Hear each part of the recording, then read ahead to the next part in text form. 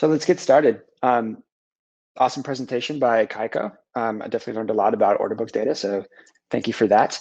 I'm going to be talking about stablecoins today. So just a little bit, my name is Will Price. I'm a data scientist at Flipside Crypto, and the total supply of stablecoins across all blockchains today is about $10 billion. And so I want to dig into Ethereum in particular, because that's the home of about 75% of that by market cap. And so let's examine what's driving the explosive growth of the stablecoin ecosystem.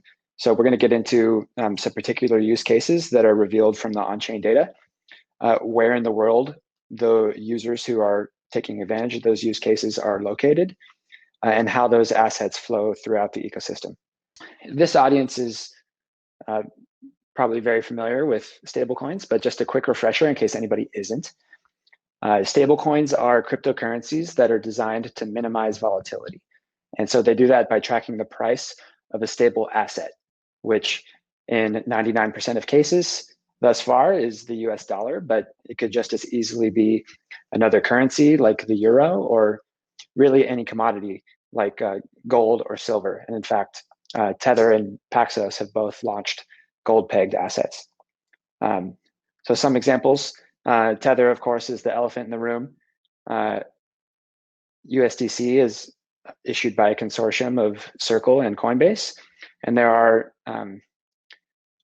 exchange-issued stablecoins like Binance USD, Huobi USD, and some decentralized alternatives like DAI. So the two main mechanisms by which stablecoins keep their dollar peg are Fiat Collateralization, which is what's used by Tether and USDC. And by fiat, I just mean national currency issued by a government central bank. And so what that means is that there's dollars in the bank account somewhere backing that Tether or backing that USDC. In the case of Tether, it's an offshore network of banks managed by Bitfinex when they were first to the market. USDC is a bit more regulated and transparent. And so there's counterparty risk given that you're trusting a centralized entity to custody your dollars, but depending where you are in the world, theoretically, these stablecoins are redeemable for dollars. On the other hand, we have crypto collateralized stablecoins, and DAI is the most prominent example, given that it's mostly backed by Ether.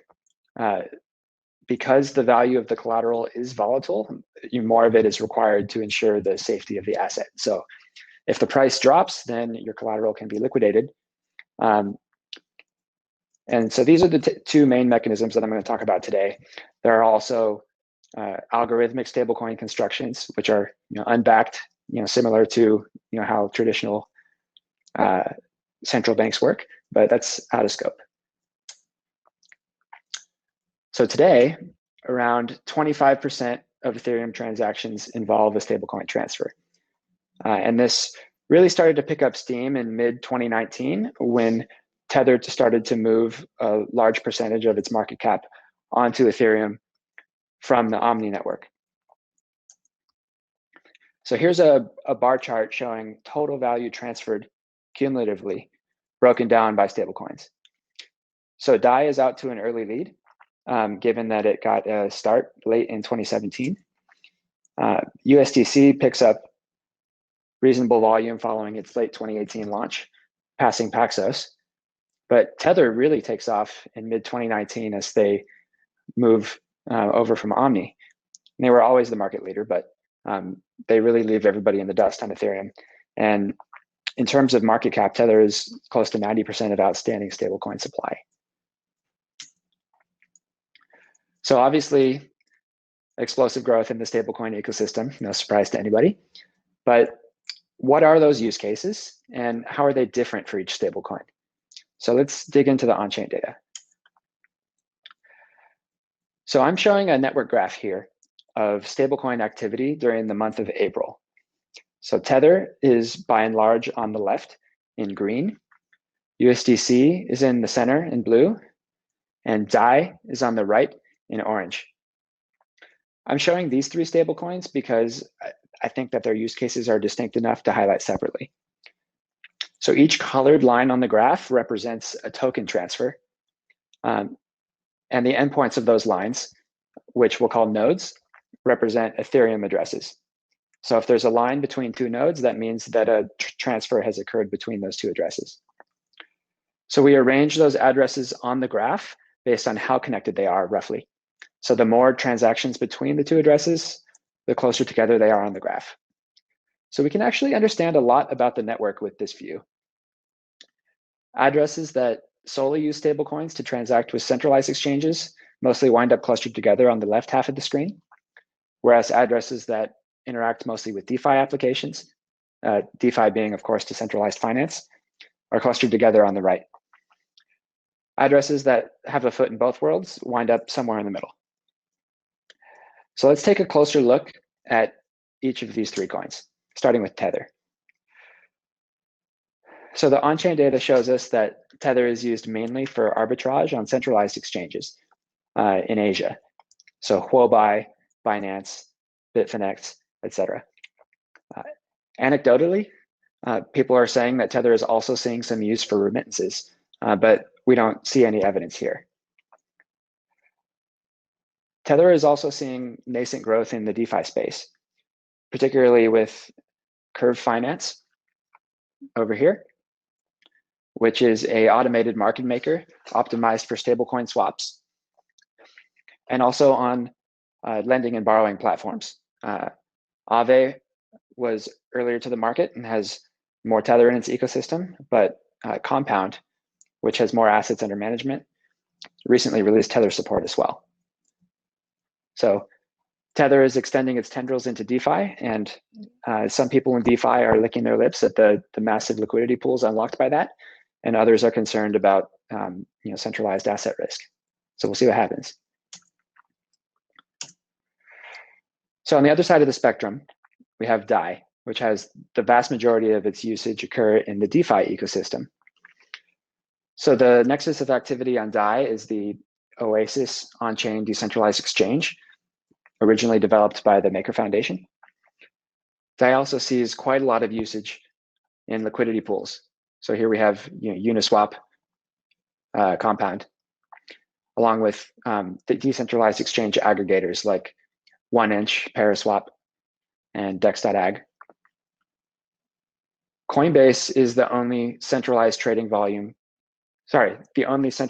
venue with meaningful volume for DAI. So bridging the gap between CeFi and DeFi, we have USDC, which has meaningful traction on centralized exchanges, including Coinbase and Binance, but also on these centralized lending and borrowing platforms. So here we have BlockFi, Nexo, and Celsius. But USDC is also gaining ground in DeFi. So historically, DeFi has been DAI's purview because users have preferred it for its decentralization and trustlessness. But USDC is a larger liquidity pool, and its stability is not subject to how robustly the mechanisms governing DAI are functioning. So there's a demonstrated preference by some users here. So just a quick view again of the whole thing. DAI now accepts USDC as collateral as well, since the Black Thursday events of March, introducing some centralized risk behind it, which is controversial, but DAI and USDC are now inextricably linked. So now that we have an idea of the distinct use cases for stablecoins, I want to zoom out a little bit and look at where in the world stablecoin users might be. And so we do that by time of day analysis of their transactions. So this is a graph of hourly transaction frequency for the beginning of this year. Each circle represents a 24-hour clock in UTC, which is essentially London time.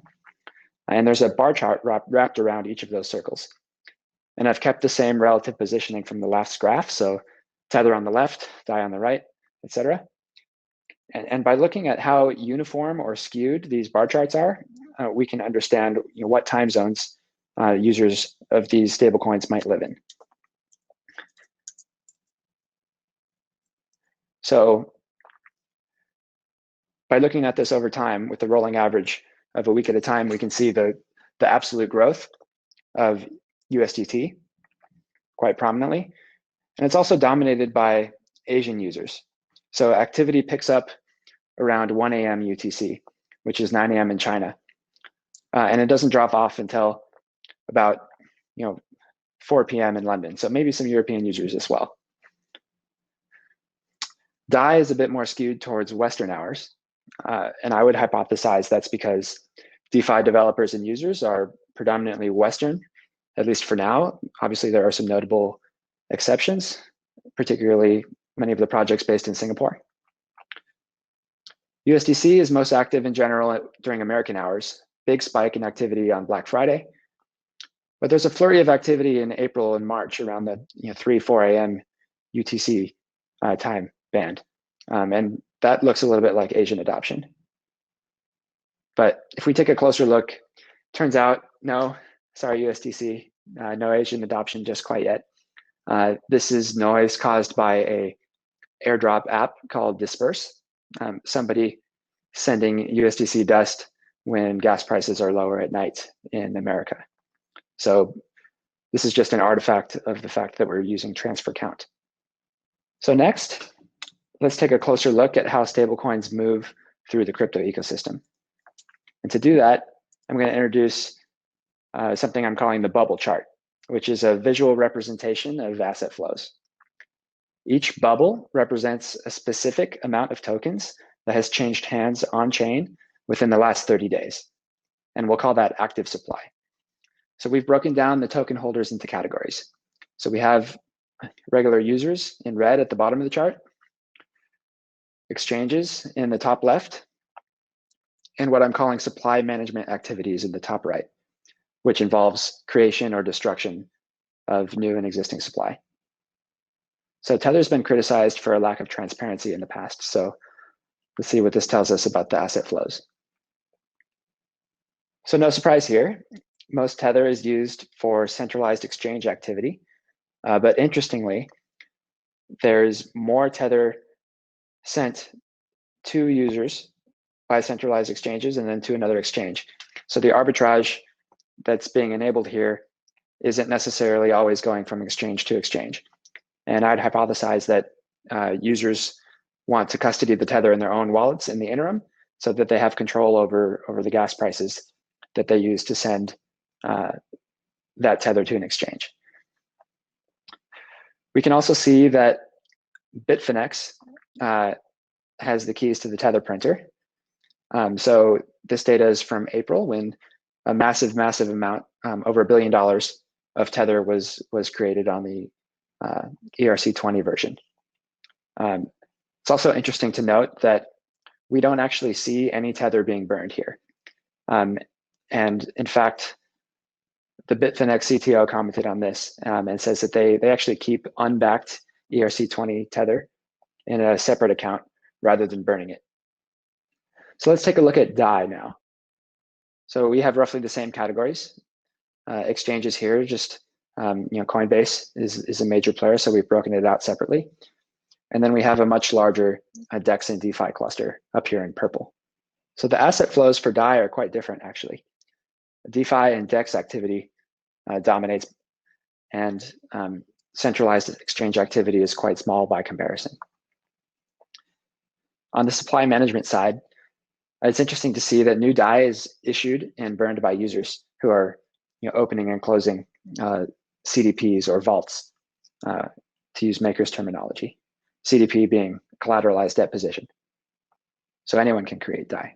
And then let's look at USDC. So this is a hybrid of the Tether and DAI charts. So we have a lot of centralized exchange activity along with significant DeFi activity.